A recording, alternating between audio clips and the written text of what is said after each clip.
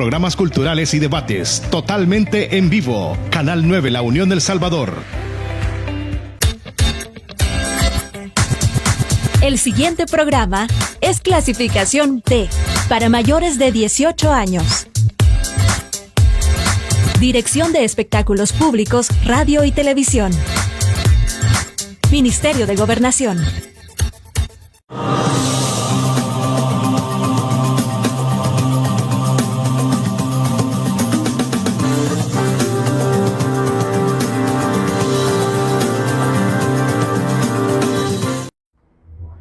Buenas noches amigos, gracias por estar una vez más en sintonía del Canal 9, transmitiendo desde el Distrito de La Unión, en el municipio de La Unión Sur, Departamento de La Unión, El Salvador.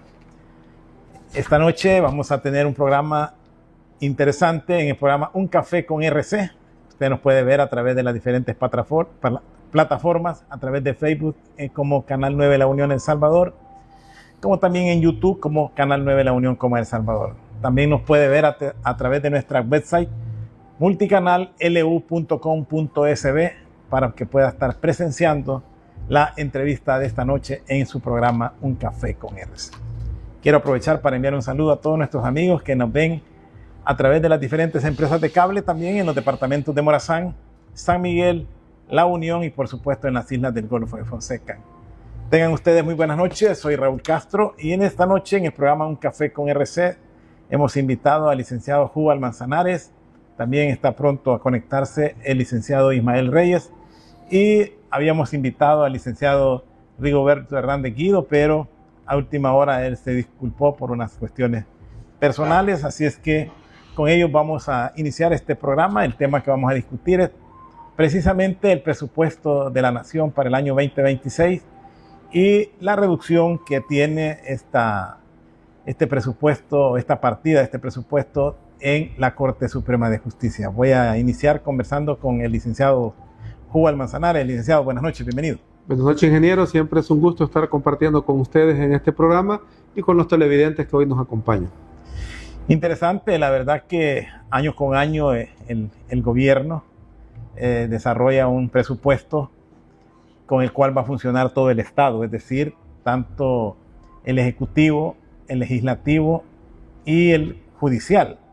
Entonces, hoy tenemos algunas partidas, no sé si en el estudio ya nos tienen listo para poder ver cómo está distribuido el presupuesto para el presente año, donde el rubro de educación, el rubro de salud, el rubro del Ejército y de la Policía Nacional, pues de alguna manera son los más considerables, si se puede decir así, con porcentajes relativamente considerables para el desarrollo. No obstante, el de obras públicas, el que corresponde a obras públicas, pues es el que tiene la mayor magnitud en cuanto a el presupuesto para el presente año. Eso de alguna manera, licenciado Manzanares, significa que el gobierno está pensando mucho en la infraestructura de nuestro país. ¿Cuál es la lectura que usted le da precisamente a eso y, por supuesto, los compromisos que tienen que tener cada una de estas instituciones en respuesta y en beneficio, por supuesto, de la población? No, pues sabemos que debemos de tomar esto en contexto, ¿verdad? El análisis con los escenarios que se están llevando a cabo actualmente y todo este proceso de equilibrio fiscal, porque no se le puede llamar de otra forma más que se está tratando, o el enfoque de la política pública en cuanto a la elaboración y a la asignación presupuestaria del Estado va enfocado a mantenerlo equilibrado, ¿verdad? No sobrado, no es que las cosas están así tan bien que se diga, ¿verdad? Porque si no, el Fondo Monetario Internacional no hubiera condicionado al Estado en un sinnúmero de cosas para tratar, uno, de que disminuya su gasto y dos, de que trate de equilibrar los otros órganos de Estado tratando de mantener ese equilibrio presupuestario que se quiere lograr o se pretende lograr. A eso sumémosle el contexto de que estamos en un año muy atípico, le llamaría yo. ¿En qué sentido? Es un año preelectoral. prácticamente nosotros ya estamos en campaña. Lo único que no es una campaña abierta, pero sí una campaña estratégica y de acompañamiento. Y el Estado, recordemos nosotros que la presidencia, el Ejecutivo, prácticamente va a reelección de nuevo. Todo el Ejecutivo, toda la plantilla, va a una reelección atípica, ¿verdad? Porque es producto de una reforma. Y este año 2026 era un año clave, ¿verdad? Para tratar, uno, de reflejar números más a favor y priorizando en educación, salud, ¿verdad? Y seguridad, para reflejar de aquel Estado realmente en este año 2026 se reflejen esas prioridades que tienen que ejecutarse de alguna manera con mayor eficiencia, ¿verdad? Todo eso es parte de todo este nuevo contexto. Ok, sabemos que esa es una discusión que año con año se ha estado llevando siempre, sobre todo en la Asamblea Legislativa, porque el Ejecutivo de alguna manera establece los cánones que le va a corresponder a cada una de las instituciones, y es la Asamblea donde al final pues determinan o autorizan el desarrollo de este presupuesto. Sabemos las condiciones actuales, que parte del desarrollo de la gobernabilidad que expresan los diputados de la Asamblea Legislativa, podríamos decir que todo lo que presenta el Ejecutivo pues es una realidad, tomando en consideración que no hay ninguna oposición o algún análisis sobre lo planteado. En ese sentido, ¿considera usted que es importante eso, el hecho de que haya ciertas variantes y sobre todo de acuerdo a la opinión pública y algunas necesidades que todavía se están desarrollando en el rubro de salud, que no haya un refuerzo adicional para que puedan desarrollar o operar durante el presente año? Es que lo que pasa es que si nosotros vemos la reorientación del recorte presupuestario, según los últimos reportes, educación va a recibir un incremento de 40 millones de lo que se tenía presupuestado, en el sentido de que es en relación al presupuesto del órgano judicial, ¿verdad? Salud recibe 20 millones, agricultura 23 millones, obras públicas 50 millones, Hacienda recibe una estabilidad, un equilibrio de 30 millones también que quedan a su discreción, ¿verdad? Para hacer resignaciones o refuerzos presupuestarios a donde considere que es necesario. Entonces, si lo vemos de esa manera, hay que entender algo, ¿verdad? Estos análisis deben de ir enfocados bajo la siguiente perspectiva. Mire, nada es casualidad, nada ocurre porque sí. Lo que hay que entender es que, como este año es un año atípico, como ya lo expliqué, por las elecciones del 2027, se necesitaba de alguna manera reflejar para poder, escenario número uno, escuchar las voces de insatisfacción de lo que usted estaba preguntando. ¿Por qué no se le da más a salud? ¿Por qué no se le da prioridad más a educación? ¿Por qué no se le da prioridad más a seguridad? Etcétera. Eso, en el primer escenario, con este nuevo presupuesto y con ese recorte al órgano judicial y un sinnúmero de medidas, incluso despidos y supresiones de plazas a nivel nacional, están tratando de darle una orientación a satisfacer esa queja pública, esa molestia que se manifiesta a través de redes sociales y a través de los programas de opinión, ¿verdad?, que se encajan para legitimar las acciones que el Ejecutivo va a hacer.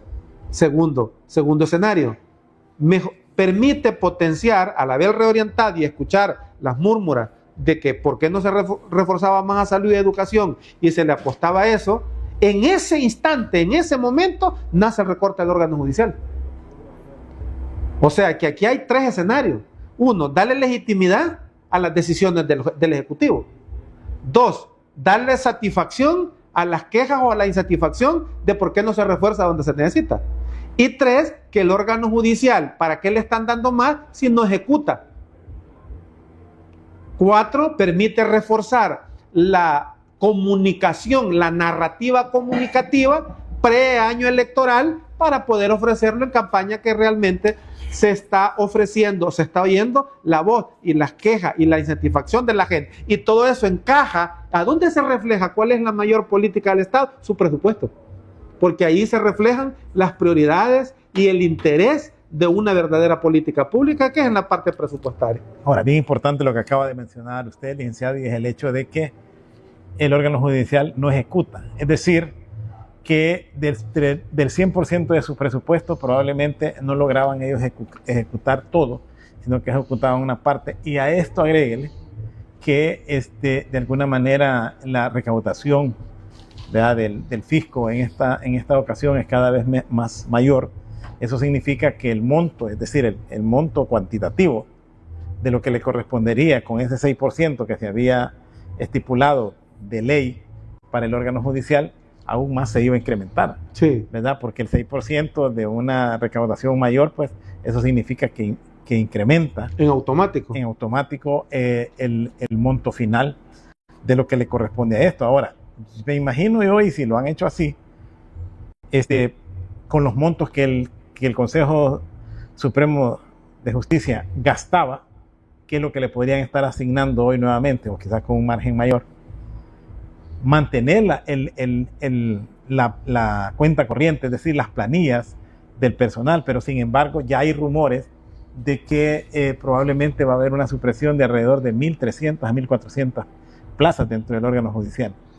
¿Qué significaría esto para la operatividad del órgano judicial dentro del sistema jurídico de nuestro país? El presupuesto general del órgano judicial se le asignó aproximadamente 369.2 millones de dólares, ¿verdad?, a diferencia de lo que habían solicitado. Habían solicitado 533.4 millones de dólares y se les terminó asignando 369. Los analistas han llegado a la conclusión de 164 millones menos de lo que ellos habían propuesto para el presupuesto, de su presupuesto del año 2026. Y se habla, lo que usted está hablando, de recortes de 1.045 plazas. Además se habla de una reducción de 369 millones menos de ejecución de infraestructura de mejora a nivel nacional, incluyendo nosotros en la Unión, ¿verdad? En la ciudad de la Unión, que era Santa Rosa de Lima, al parecer estaba proyectado, no sé desde cuándo, porque nunca han hecho nada aquí, ¿verdad? No sé desde cuándo, pero había una proyección para remodelar el órgano judicial de Santa Rosa de Lima y que ya no se va a llevar a cabo, como siempre, ¿verdad? Nosotros estábamos ahí. Usulután y todo eso, eso suma. Aquí hay que abordar, es que hay que tener cuidado porque no es de blancos y negros. No es, mire, y está bien que le quitaran el 6%, está mal que le quitaran, esto no es de bueno y malo, esto es de gobernanza, esto es de implementación y ejecución de política pública y de equilibrio y de política fiscal. Entran tres áreas ahí a jugar en esa dinámica de los equilibrios, porque esto al final es de equilibrio. No es el estado perfecto, pero sí más equilibrado. Se dice de que el órgano judicial, y se dice entiendo yo, con mucha legitimidad, ¿verdad?, que el órgano judicial no logra desarrollar, prácticamente ejecutar su presupuesto que se le asignaba de ese 6%. Y que incluso todavía hay mora para que le dan ese 6%. Y oímos ahí las voces de la gente y muchos opinólogos hablando referente a ese tema de una forma simplista. Porque yo así lo veo, unas conclusiones simplistas, ¿verdad? Pero ¿qué implica esto para el órgano judicial? Número uno, el Ejecutivo está tratando, y que es legítimo, de equilibrar el presupuesto y no amarrarse a un porcentaje legal. Una cosa es lo que dice la Constitución y otra cosa es cuánto realmente le daban al órgano judicial, porque eso no se dice. ¿Por qué el órgano judicial solo desarrollaba en infraestructura el 5% de lo designado? Solo el 5% desarrollaba de la infraestructura que se pensaba proyectar, desarrollar. No obstante, en el presupuesto pasado tenía asignado 69.4 millones y solo ejecutaba el 5%. Estamos hablando como de un 3 puntos y hay 5 millones de dólares en infraestructura. Este es un problema de gestión, de control, de implementación, de supervisión en cuanto al desarrollo de la infraestructura. Mala administración, mala gestión. Pero ahora póngale que teniendo el pisto no lo podían ejecutar, ahora quíteselo. O sea que aquí se va a sumar la misma ineficiencia de la implementación y ejecución de su presupuesto. Ahora se va a sumar que teniendo el dinero no lo podían hacer y ahora que no lo tienen. Bueno, pero en realidad esa es la norma.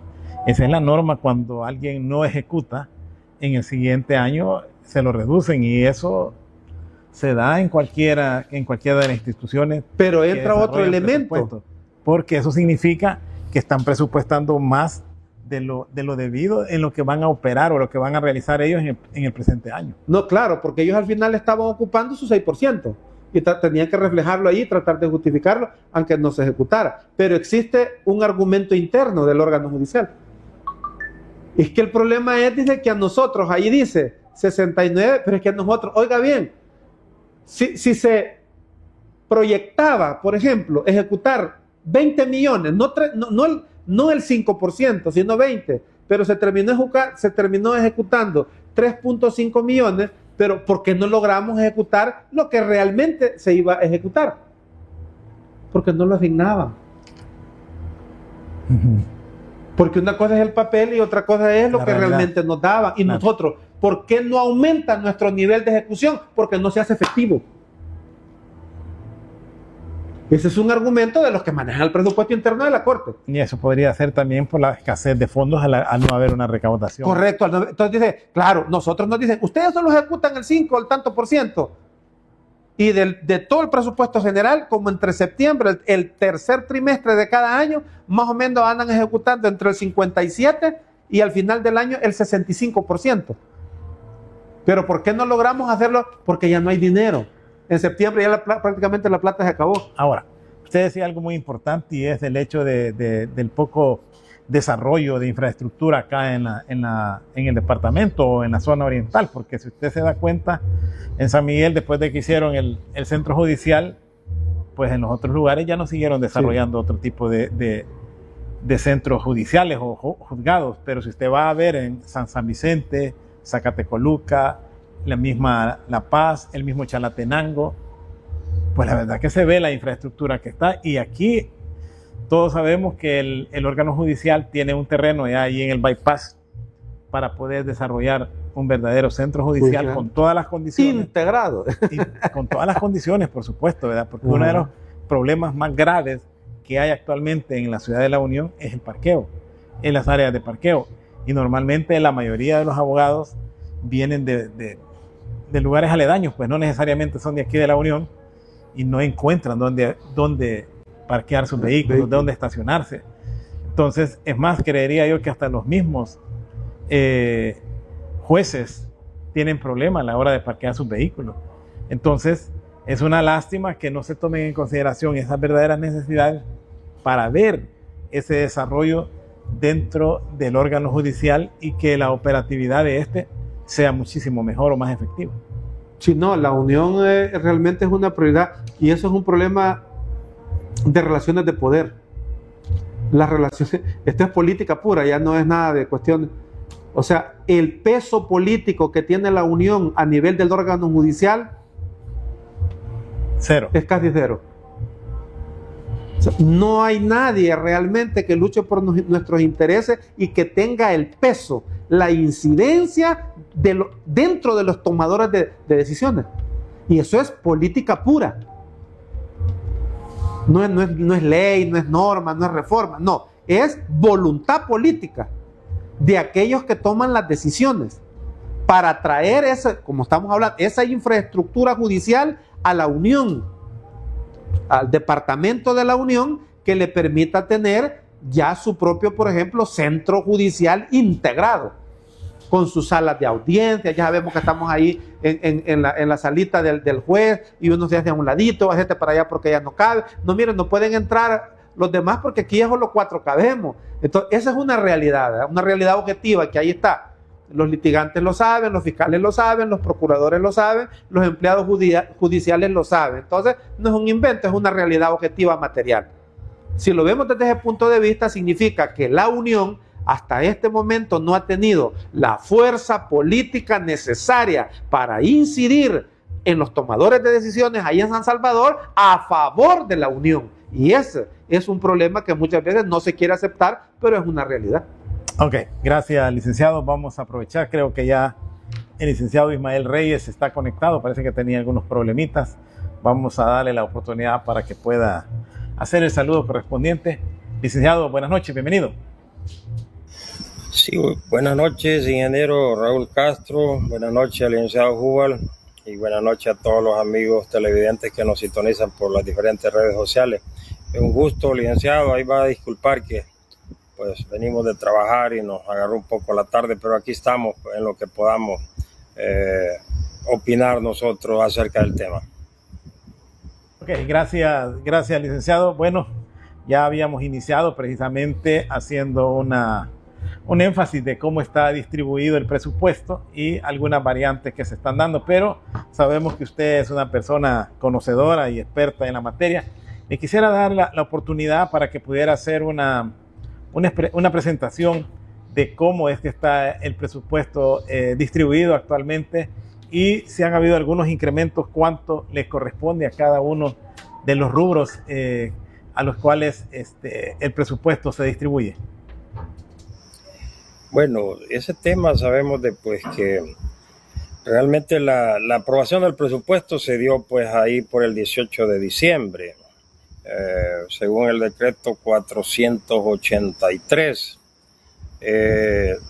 Realmente se sabe de que el presupuesto se aprobó como ahí por los 10.000 millones y medio, 10.000 millones 555 mil y fracción.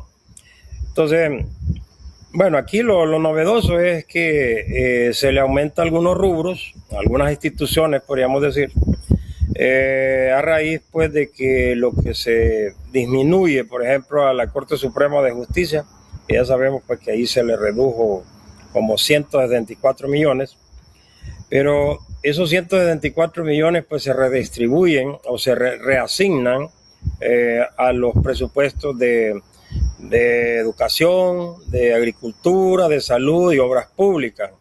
Entonces esos 164 millones que se le quitan a la Corte Suprema se reorientan o se reasignan a esas instituciones que, bueno, lo tiene en pantalla.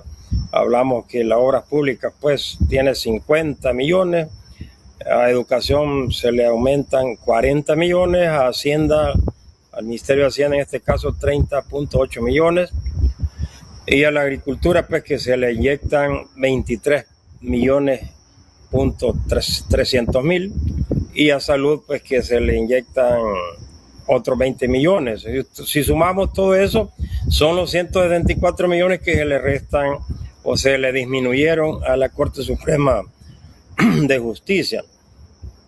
Entonces, ahora, aquí pues sabemos que se hizo una reforma pues ahí al artículo 172 de la Constitución de la República, en donde pues la Corte Suprema gozaba, es un ente privilegiado que gozaba del 6% del presupuesto general de la nación. Entonces, pero realmente pues con la reforma a ese artículo 172 pues ahora la Corte Suprema de Justicia pues tiene que formular su propio presupuesto en base a las necesidades de la institución. Ahora bien, pues bueno, hay muchas cosas que se dicen en pro, en contra o a favor, como aquí sabemos de que siempre hay unos a favor y otros en contra. Aquí el detalle es bueno eso o es malo, pues realmente todos sabemos que a través de la historia, pues todos los gobiernos cuando aprueban un presupuesto, ellos dicen que lo han aprobado en base a cuestiones técnicas, en base a cuestiones legales y que es lo mejor que han aprobado, ¿verdad? Eso siempre lo mencionan los gobiernos en turno y como ya una vez aprobado en la Asamblea, pues esto pues es de cumplimiento, ¿verdad? Legal. Entonces, aquí pues sí, realmente el presupuesto está por los 10.000 millones y medio. Entonces, ahora, mire, con los presupuestos, las composiciones de los presupuestos, por ejemplo, nosotros los contadores siempre formulamos presupuestos en donde van los ingresos y los gastos, ¿verdad? Entonces, en base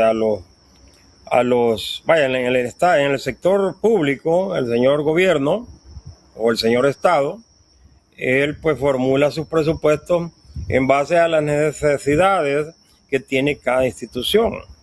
Entonces, cada institución formula sus presupuestos y los envía a Hacienda, en donde allá hacen una compilación de toda esa información, de todas las necesidades de cada institución o de cada entidad de gobierno, en donde pues cada una de ellas pide pues que se le asignen tantos millones.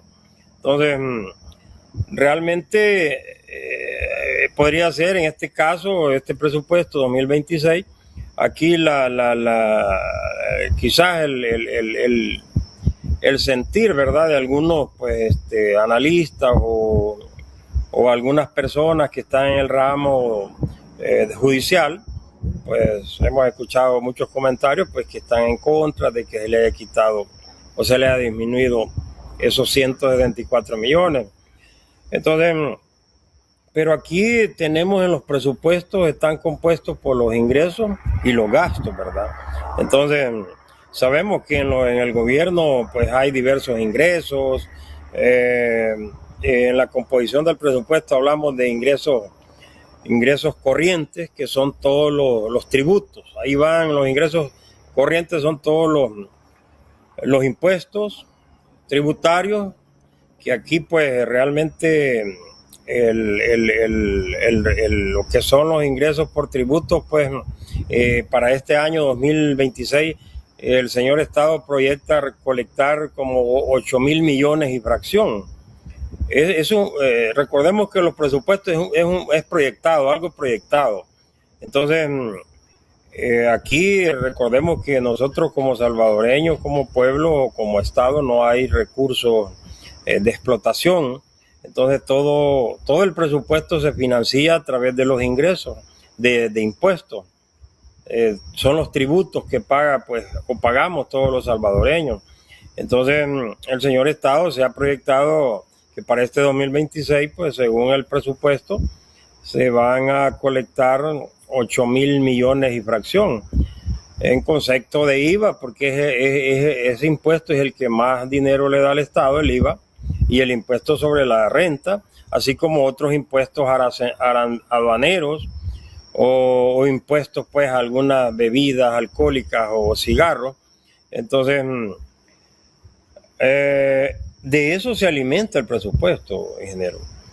Ahora, también vienen, por ejemplo, hay ingresos por financiamiento, que eso ya es, pues, cuando hablamos de ingresos por financiamiento, estamos hablando de la deuda. Según, pues, este presupuesto 2026, ingresos por financiamiento del Estado tiene proyectado, pues, como 1.300.000, según, pues, adquirir un empréstito, ¿verdad? O préstamo de endeudamiento para este 2026, según cómo está la composición del presupuesto de este 2026. Ahora, todos sabemos que por el lado de los gastos, el rubro que más, en el que más se gasta es el rubro de las remuneraciones.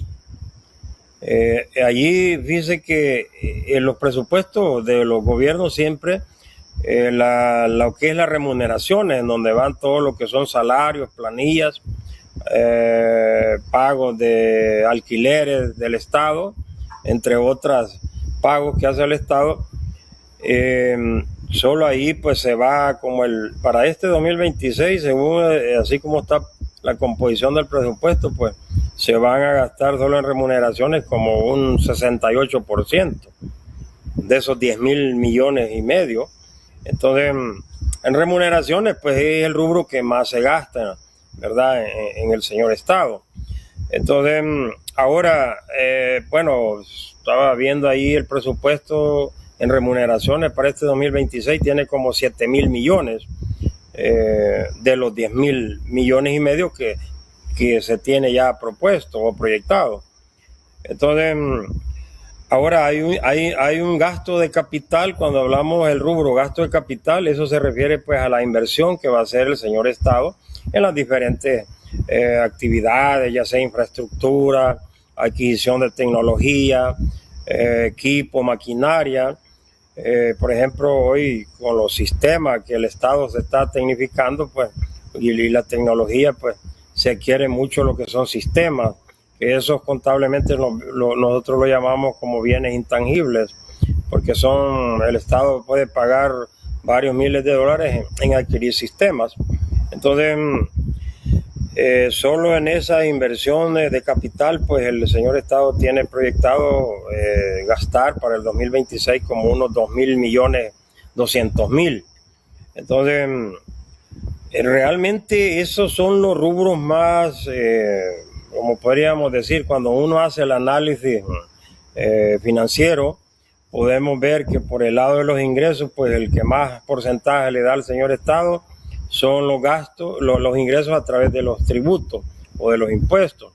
Y por el lado de los gastos, el rubro que más, el más gasto que tiene el Estado es en las remuneraciones, que son salarios y planilla de los empleados de gobierno, ingeniero. Ok, gracias, licenciado. Vamos a aprovechar de ir a nuestra primera pausa comercial y a regresar precisamente vamos a entrar ya en el análisis de los montos en cada una de las instituciones y por supuesto las expectativas, qué es lo que se esperaría que cada una de estas instituciones desarrollen precisamente con estos montos estipulados y cuál sería como la esperanza de esas mejoras en aquellos que se están haciendo algunos señalamientos por falta de efectividad en sus presupuestos. Ya volvemos.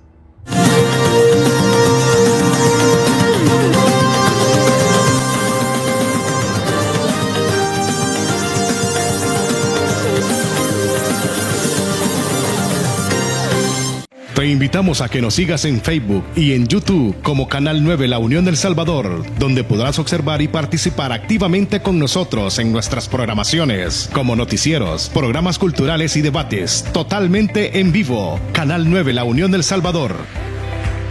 Bienvenidos a Dolphin Tours. Descubre El Salvador con nosotros. Explora playas paradisíacas y volcanes majestuosos. Únete a nuestros tours guiados y vive una experiencia única e inolvidable. Desde aventuras extremas hasta relajantes visitas a cascadas, tenemos algo para todos. Conéctate con la cultura local y lleva recuerdos únicos a casa. Disfruta de los impresionantes atardeceres y crea momentos mágicos. Nuestros guías te esperan para hacer de tu viaje una aventura perfecta. Reserva hoy con Dolphin Tours y descubre la magia de El Salvador.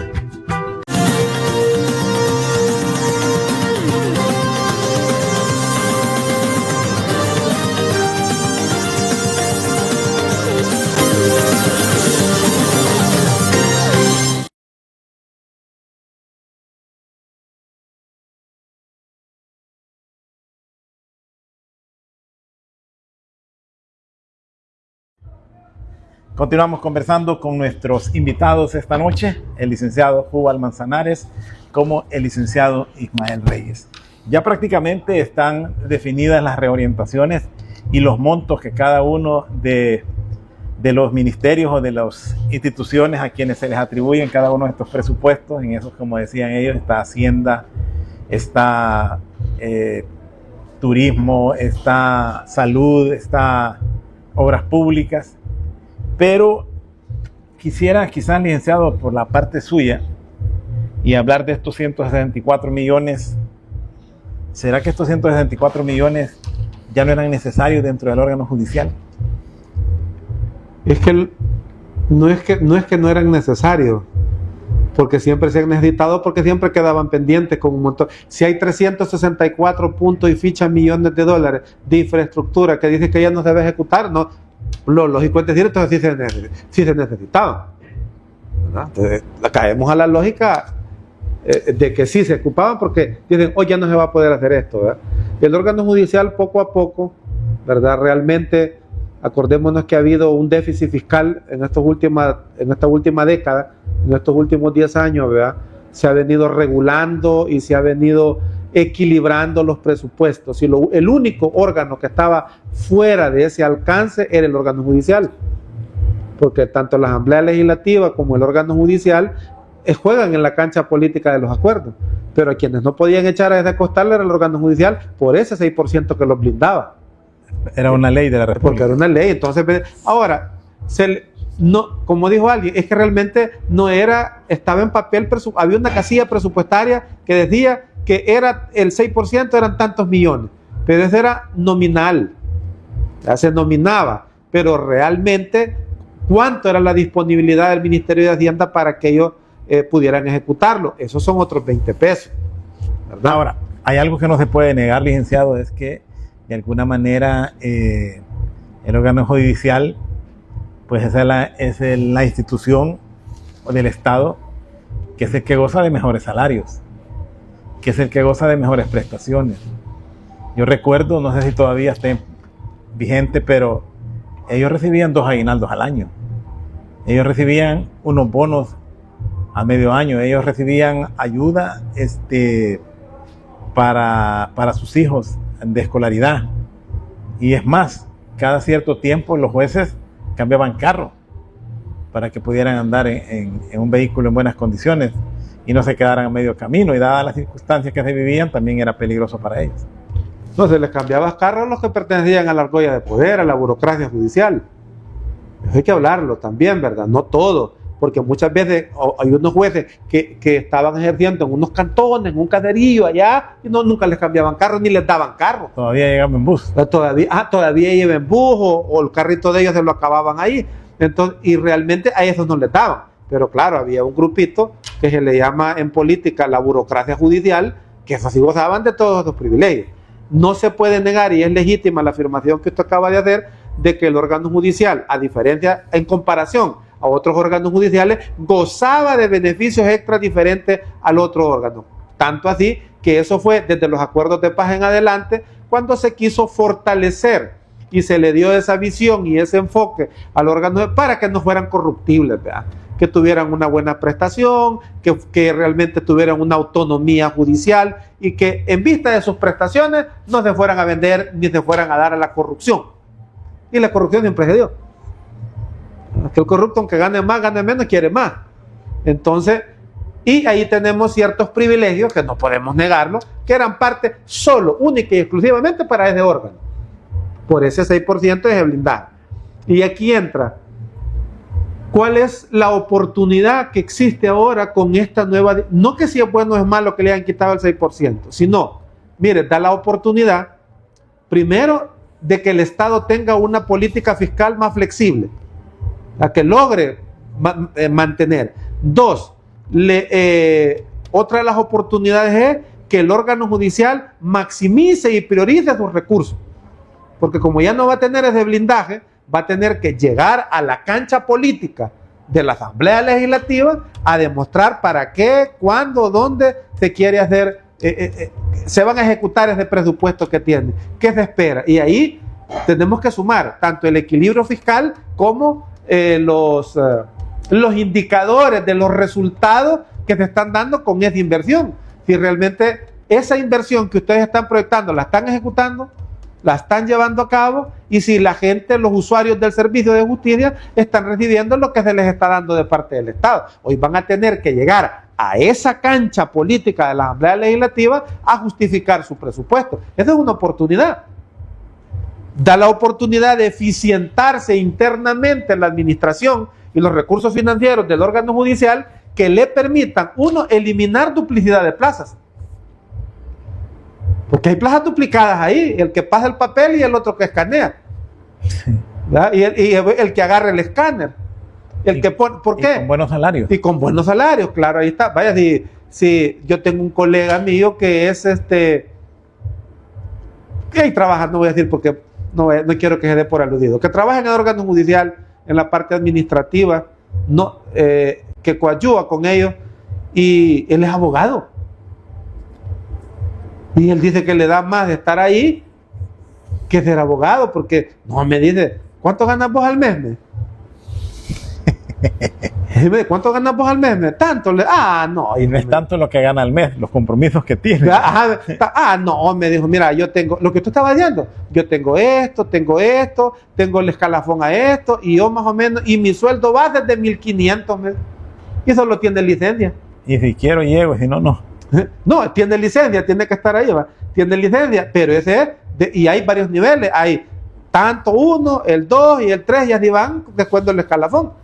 Pero eso es exclusivo de ese órgano. En ningún órgano está ese salario que se plasma, como que tengo una plaza de un juez de paz allá en no sé dónde, ganas de administrativo. Entonces, esas son las cosas que muchas veces, esos fueron los beneficios en su momento, y eso es lo que se está tratando de equilibrar de alguna manera. Y por eso es que le hablo yo de una flexibilidad fiscal acompañada de una maximización de la eficiencia de los recursos en la Corte, sumarla, que nos debe de dar realmente, o voy a replantear, sumemos esas dos cosas y nos permite dar lo que el órgano ejecutivo quiere hacer, para equilibrarlo. Pero 2, 3, ¿cuáles son los mecanismos que ese mecanismo pone en riesgo al órgano de alguna forma? Sí, porque como entra en la cancha política, está supeditado a que ese presupuesto sea instrumentalizado para someterlo, porque tiene que, y de acuerdo a las relaciones de poder en cada coyuntura electoral, así va a ser el funcionamiento del órgano Cuando judicial. Usted tiene dependencia económica, está más el que paga el merache pide la canción. Así es. Entonces, de alguna manera lo supedita, y aquí viene el equilibrio. ¿A dónde está eso? Entonces obliga a que tengan el 6%. No estoy diciendo eso. Lo que estoy diciendo es que las dos cosas deben de actuar de manera simultánea, pero con cierta garantía mínima que le permitan al órgano judicial mantener su independencia, y eso es lo que no se ha estipulado hasta ahorita. No está claro cuáles son esos mecanismos o herramientas jurídicas como política de Estado, donde el órgano judicial entró a una discusión con el Ejecutivo y decirle, mire, está bien que nos regule esto, pero esto y esto y esto no se va a tocar. El problema es que no hay debate. Es que es otro. No hay debate, no se puede debatir algo de... Pero volvemos al dilema, Inge, vaya. Bueno, y hasta este día, la cabeza del órgano judicial, por mantener su status quo, porque estamos ahí todos, la máxima autoridad, el cerebro del órgano judicial es la Corte Suprema de Justicia. Es el cerebro. Tiene doble función, una jurisdiccional y otra administrativa, que ya se habló de que hay que separar lo administrativo de lo jurisdiccional, y etcétera, etcétera. Y la parte administrativa es el máximo. ¿Quién de los que integran ese órgano judicial ha opinado algo referente a esa reforma? ¿Ha oído usted algo? Ninguno. Por eso le digo, no hay debate. No, pues sí, pero es que el debate se genera cuando hay dos. No, pues sí. Pero si el órgano judicial no quiere debatir tampoco. No, pues sí, pero el que está imponiendo ya está ahí. Es que, entonces, pero es que, no, pues sí, aquí viene. Quiere ver una respuesta, quiere ver una reacción. Entonces significa que se ha supeditado simbólicamente, de hecho. ¿Verdad? Hay que interpretar el silencio. Usted lo dice. ¿Verdad? Entonces, bueno, entonces se va a seguir así y se va a seguir hasta donde los dejen. Como dice aquel, ni modo, hay que acomodarlo. La fiesta la está pagando aquel, así que aquí yo lo tengo. A ver. Ok, vamos a darle la oportunidad al licenciado Reyes, tal vez para que nos profundice un poco. Quizás la parte del órgano judicial creo que está bastante clara, a menos que él quiera exponer algo, pero sí me interesaría que planteara, por ejemplo, cómo está distribuidos los montos, sobre todo en aquellos rubros de mucho interés para la población, como es salud, educación, que es donde la mayoría de las personas pues tratan o velan porque su salud y su educación esté ahí siempre vigente. Licenciado Reyes, adelante. Sí, por ejemplo, ingeniero, ahí tiene, parece una composición del presupuesto en una diapositiva. Ahí le parece por los ramos, hay ramo de justicia, ramo de educación, no sé si lo puede proyectar ahí, para ver, vi que tenía una composición del presupuesto ahí donde ya aparecen los diferentes ramos del Estado con sus montos asignados.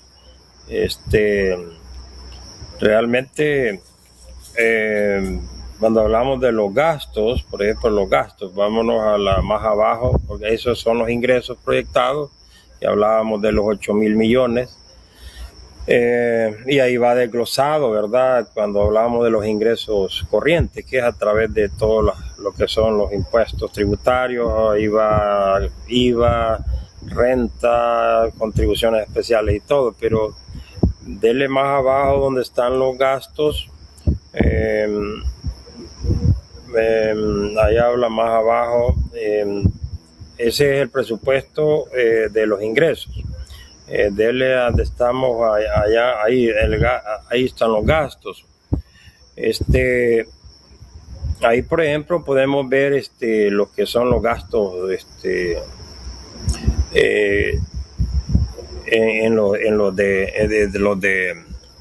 estos son los gastos corrientes. Dele más arribita, ingeniero, parece que es ahí es los gastos corrientes. Ahí está todo lo que se va a gastar. Más que todo le hablaba de los 7.000 millones y fracción, que eso es pues los gastos corrientes, que ahí van todo lo que son las remuneraciones de todas las instituciones del Estado, porque según datos del Ministerio de Hacienda, pues hay como 107.000 empleados por la ley de salarios, y hay como 20.000 empleados por contrato en todo el sector público. Entonces, allí aparecen los gastos de capital, por ejemplo, lo que hablaba de la inversión que el señor Estado pues tiene proyectados realizar. Ahí le aparecen, aplicaciones financieras, pues esos son los intereses que pagamos nosotros como pueblo, ¿verdad? Las aplicaciones financieras, ahí va todo lo que son los intereses que pagamos a través del endeudamiento público. Pero, por ejemplo, dele más abajito, ingeniero, parecía que había algo. Bueno, deténgase ahí, por ejemplo, dele más arribita, ahí en ese punto donde habla de las transferencias de capital. En las transferencias de capital, estas son todas las transferencias que le va a hacer el Estado a todo lo que son las instituciones, en el ramo de ejecutivo, las autónomas y las semiautónomas, incluyendo las alcaldías. Por ejemplo, las alcaldías supuestamente para este año, para este 2026, se tiene proyectado pues transferirles como 158.300.000 y algo. Entonces, eso es lo que se tiene proyectado en el caso de las alcaldías. Pero, por ejemplo, el ramo el ramo que más tiene y se le inyecta más transferencias del sector público es, por ejemplo, el ramo son los tres, miren. Está el sector justicia, que tiene como 1.000 millones y fracción. En la salud, que tiene como 1.300 millones y fracción. Y salud y educación, que tiene como 1.000.200.000 y fracción. Entonces, son los tres rubros que tienen más inversión de todas las demás instituciones del Estado. Entonces, hay lástima que no tiene una lámina donde aparece por ramo, pero lo que le puedo decir es que según lo que vi en el presupuesto aprobado, está los tres instituciones que más asignación presupuestaria tiene es salud, educación y seguridad, que ellos sobrepasan los 1,000 millones de dólares. Entonces, bueno, aquí la situación es que hay instituciones que tienen asignados 500 millones, hay otras instituciones que tienen 300 y algo de millones asignados en el año, otras que tienen como 200 millones y fracción. Entonces, la verdad, pues, como les decía antes, estos presupuestos se elaboran basados en la compilación de todas las necesidades que tienen estas diferentes entidades del gobierno. Entonces, ahora, esto pasa a un filtro, ¿verdad?, por el Ministerio de Hacienda, porque yo le puedo mandar, yo, Ismael Reyes, soy una institución, le mando 100 millones, pero podría ser que de esos 100 millones, pues, el señor Estado, o en este caso el Ministerio de Hacienda, pues, a través de la Comisión de Hacienda también, de la Asamblea Legislativa, ellos hacen reprogramaciones, le llamamos a eso, reprogramaciones a los presupuestos, en donde unos rubros pueden aumentar y otros disminuir. Entonces, bueno, yo en mi manera de analizar, para mí, me parece bien cuando se le asignan más fondos a salud, cuando se le asignan más fondos a educación, cuando se le asignan más fondos a seguridad. Bueno, la salud es muy importante porque de eso depende el desarrollo de los pueblos, la educación. Luego viene la salud, pues que un pueblo sano, con un chequeo preventivo, vamos a tener ciudadanos más saludables, ¿verdad? No vamos a tener tanta población, como decimos, en estado de enfermedad, ¿verdad? Entonces, cuando se le aporta realmente a esas instituciones de gobierno, pues yo lo veo que está excelente, porque realmente nosotros necesitamos aquí salud, educación, seguridad. Ahora tenemos los rubros de agricultura, pues también es una institución, pues que esa institución siempre ha estado abandonada.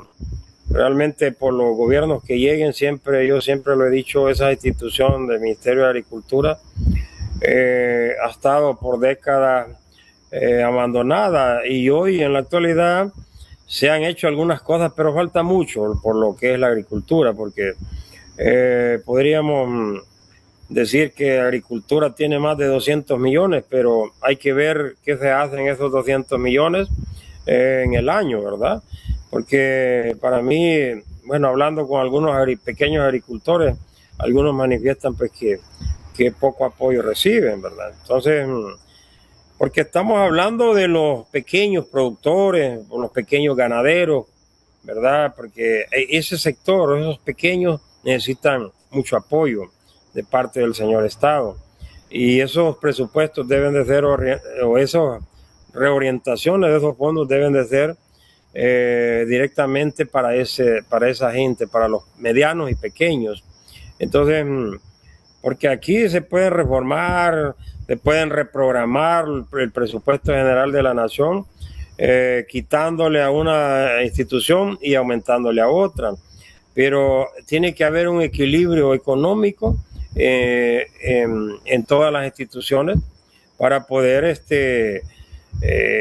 que nos ajusten los presupuestos, porque recordemos que los presupuestos es una proyección, porque muchas veces fíjese que los presupuestos se aprueban y no se hace un estudio técnico, ¿verdad?, pegado a la realidad de las instituciones.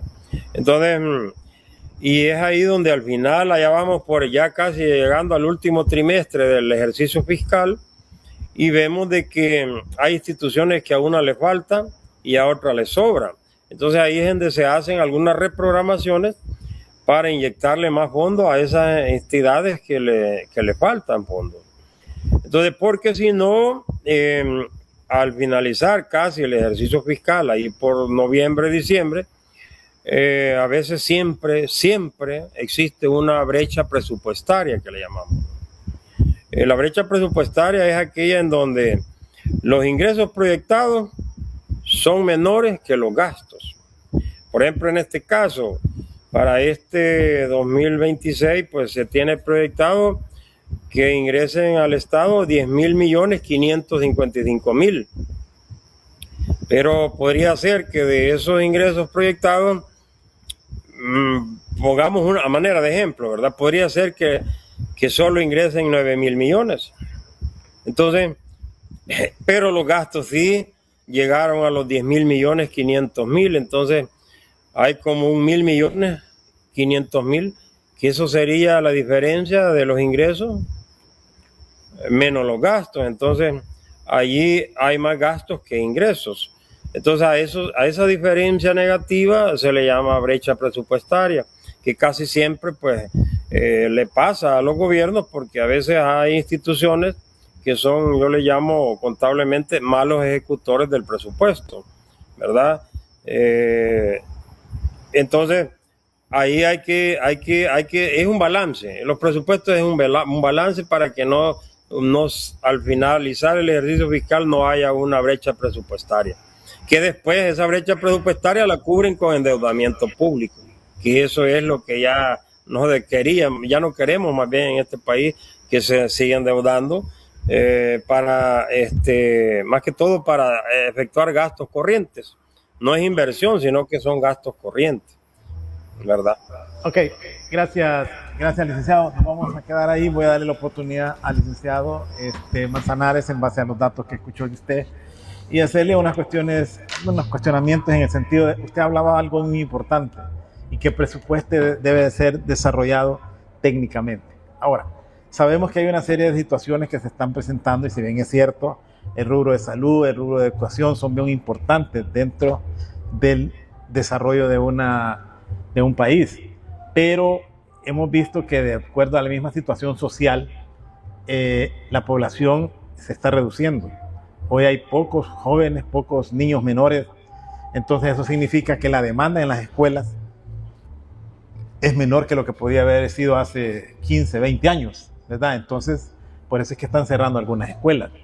Pero, sin embargo, por el otro lado, estamos viendo que debido a la misma situación contaminatoria o contaminantes, las enfermedades se están desarrollando cada vez más. Y hoy podemos ver en mayor escala, por ejemplo, personas con cáncer, personas con insuficiencia renal, que antes eran contados. Hoy, la verdad que en cada cuadra hay un enfermo de este flagelo. ¿Considera usted que también este rubro o este presupuesto lo deberían de orientar hacia estas situaciones que se están presentando en cuanto a necesidades? Es que el enfoque principal que lleva actualmente el presupuesto es esa, porque es uno de los clamores que se quieren ver más tangibles, ¿verdad? Y para hacerlo más tangible se necesita mayor presupuesto, ¿verdad? Se necesita mayor inyección de dinero. Hay que entender algo, el Estado no produce nada. El Estado no produce nada. El Estado no producimos los particulares, producen las empresas a través de los impuestos, del IVA, de la renta de las empresas, de las personas particulares, de los profesionales. El Estado lo que hace es recoger toda la plata y ellos designan hacia dónde la van a dirigir. O sea, administran a dónde se dirigen y de manera estratégica a dónde se van a colocar para que se siga moviendo y rotando el dinero. Pero al final, lo único que hace el Estado es recoger y redistribuir lo que recoge. ¿De quiénes? De nosotros, los particulares. De usted, señor empresario, el que pone una cafetería, que hay que pagar licencia. Ya viene ahorita ya que hay que renovar la licencia de la alcaldía, que hay que poner la factura electrónica, cobran 100 pesos por poner eso, que hay que poner el software de no sé qué para el Fénix, para no sé qué, los que somos notarios, que hay que poner, o sea, y todo eso, 28 va a ir a pagar usted al Ministerio de Salud por la inspección, va a ir a dar allá no sé dónde al Ministerio de Trabajo 50, si lo inscribe por primera vez son 100, o sea, ¿qué es lo que produce el Estado? ¿Cuál es la riqueza que produce? No produce riqueza. Lo que esperamos nosotros de los que administran la cosa pública es que lo administren bien, que es lo que se ha hecho mal a nivel histórico. Ha habido corrupción, ha habido malversación de fondos, enriquecimiento ilícito, etcétera, ¿verdad? ¿Qué significa? Que el dinero de los particulares que se recogía para que el Estado lo administrara, la burocracia de corrupción y de cuello blanco la distribuía, pero en un poquito en una zona reducida para beneficiar de algunos pocos y su grupo que está ahí. Ese es el reclamo del ciudadano frente a los gobiernos, ¿verdad? Mire, que no se pierdan las cosas. Y hasta surgió un lema, ¿verdad? Que fue un epíteto: siempre ajusta cuando nadie roba, ¿de acuerdo? ¿Pero por qué? Porque ese eslogan comunicacional vino a llenar una necesidad intrínseca de la gente. Teniendo eso como cuenta, que el Estado no produce nada, solo esperamos que distribuya bien y que administre bien las cosas que no son de ellos, sino que son de nosotros, partamos de ahí. Debemos entender ahora que viene una segunda fase. ¿Qué esperamos nosotros? Mire, mejore la salud con lo que nosotros le damos. Mejore las calles, mejore la salud, mejore la educación y todo lo demás. ¿Qué se está esperando hoy por hoy, por ejemplo, en las escuelas públicas? ¿Cuál es el fenómeno de por qué se están cerrando colegios privados? Porque la gente, muchos de los colegios, la gente, pequeños colegios, ¿verdad?, que estaban, esa gente dice: no, mejor lo pongo en el Estado porque ahí les dan computadora, ahí le van a dar todo. Y ese dar todo, ¿quién lo paga? Es que ahí le dan todo. Yo hasta hoy me voy a beneficiar porque mi hijo va para el Jan de Jurí, porque aquí en la Unión no hay un colegio privado que dé educación privada.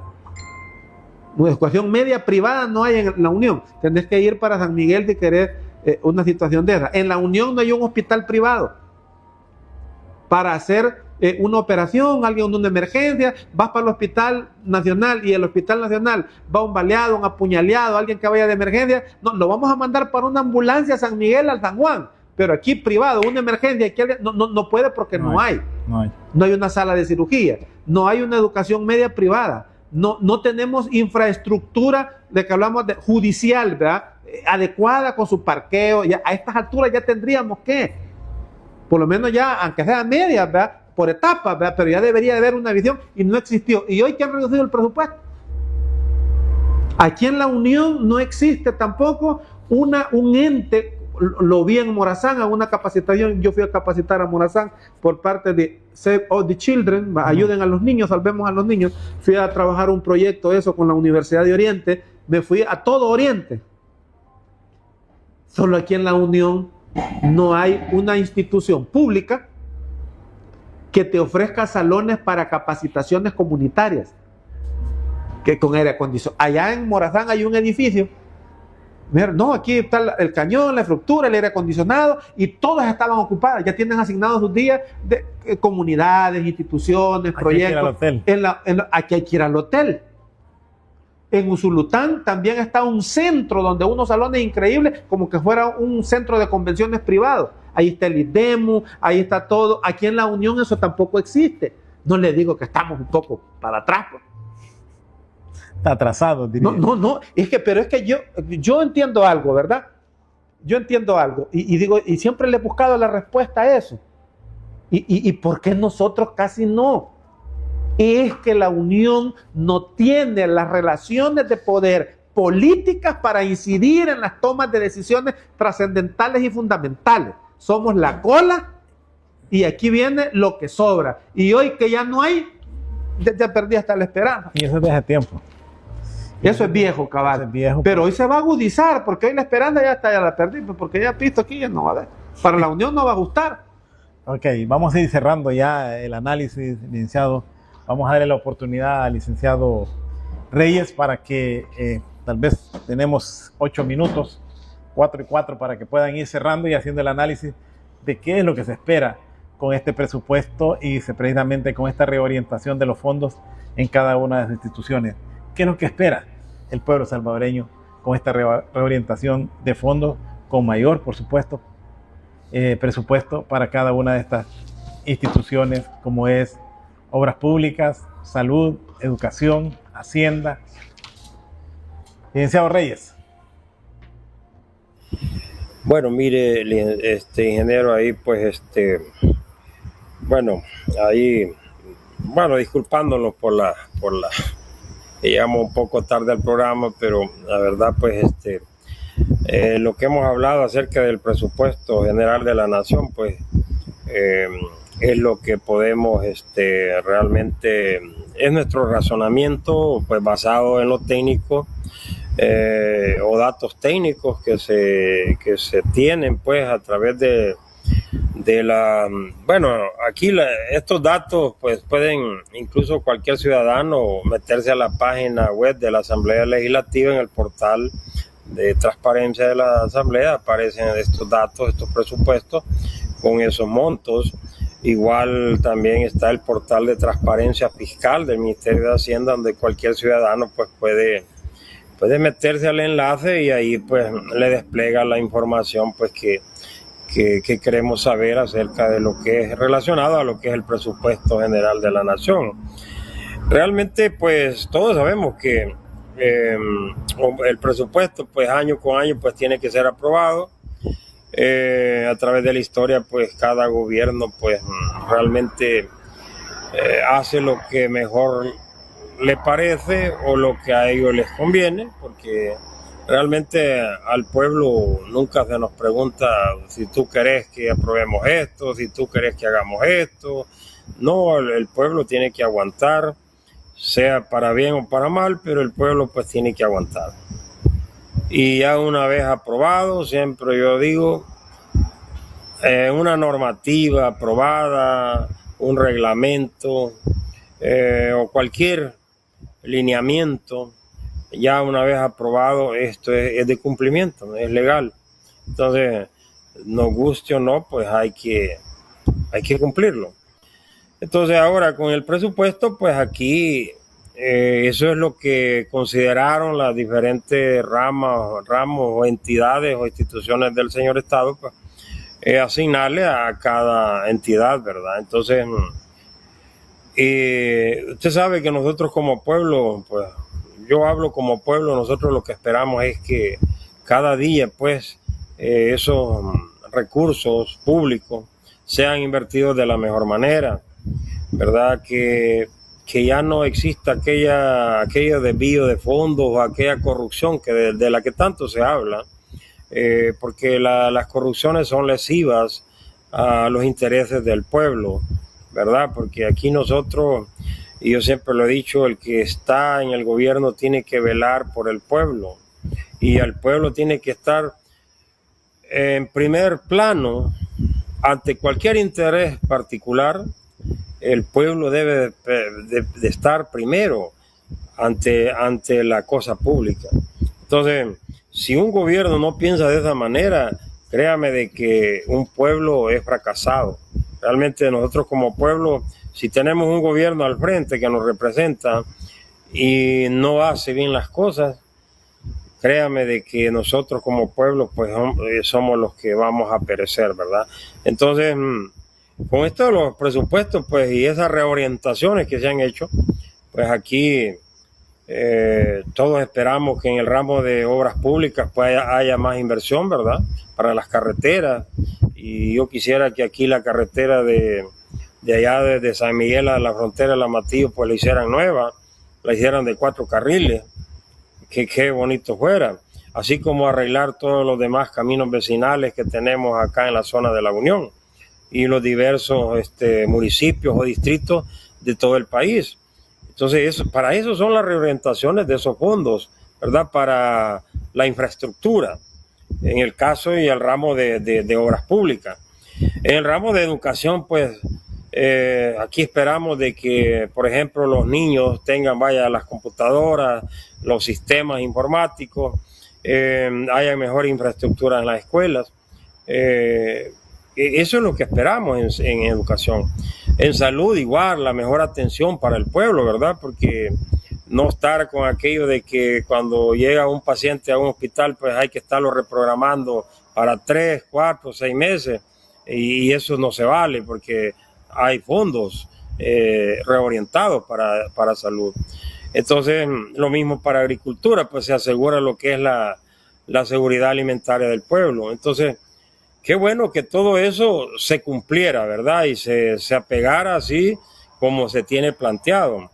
Ahora, el problema es que, como yo siempre digo, con los gobiernos a veces uno es incierto. Uno como pueblo está en aquella incertidumbre de que tal vez se cumpla. Y como decimos, la esperanza siempre la tenemos como pueblo, ¿verdad? Entonces, pero acá en esta situación, pues, queremos de que hoy por hoy, pues, el gobierno le dé cumplimiento al presupuesto y se hagan las cosas, pues, apegadas a las normativas legales, ¿verdad? Así que yo, pues, con esto termino, ingeniero. Gracias por la invitación. Gracias al licenciado Hubal por haber compartido este análisis. Así que ya a los amigos, pues, que nos han visto por las diferentes redes sociales y a través de TV Cable.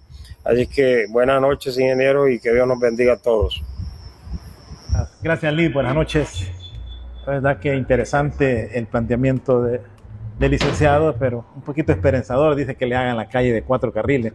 Yo me conformaría que con esos 50 millones al menos alcanzara para que señalicen la calle de la Unión a San Miguel. Es un atentado, por eso dice el licenciado Hernández Guido, vino totalmente estresado después del tráfico, sí, después del trabajo, y venir peleando ahí, adivinando uno por dónde viene. Sí. La verdad que es una ingratitud. Yo no sé si los señores diputados han viajado alguna vez de noche para saber el grado de dificultad que enfrentan los conductores cuando viene un carro, y sobre todo aquellos abusivos que traen las luces altas, que no las quieren bajar, o como parte de la estrategia de ellos, ¿verdad? Para ver bien, andan con unas grandes halógenos y uno adivinando, no sabe si va a la orilla de la carretera. Gracias a Dios, en el tramo este de la Unión San Miguel no hay muchos abismos, ¿verdad? Pero con eso me conformaría yo para este año. Licenciado. No, yo este año lo miro muy difícil, porque las prioridades son otras, ¿verdad? Pero tal vez es parte del proyecto del aeropuerto, ¿verdad? Cuando ya esté terminado, porque también está dañada la calle para Intipucá, de aquella zona, y de que toda la interconexión de esa sea parte, ¿verdad? De ese desarrollo, habilitar todas estas calles para interconectar el aeropuerto, tanto por la zona fronteriza como la que conecta también allá por la litoral, ¿verdad? Ahí la Panamericana, por los dos lados. Tal vez ahí pienso yo que está incluido, o sea que vamos a largo plazo, ingeniero, así que no le prometo que lo vamos a hacer. Así que un gusto a todos los televidentes, ha sido un gusto estar compartiendo con ustedes y pasen todos muy buenas noches. Ok, gracias, buenas noches, licenciado. Agradecerles también a ustedes por esa fiel sintonía que tienen a este programa Un Café con RC los días viernes a partir de las 7:40 de la noche. Pasen muy buenas noches y que Dios les bendiga.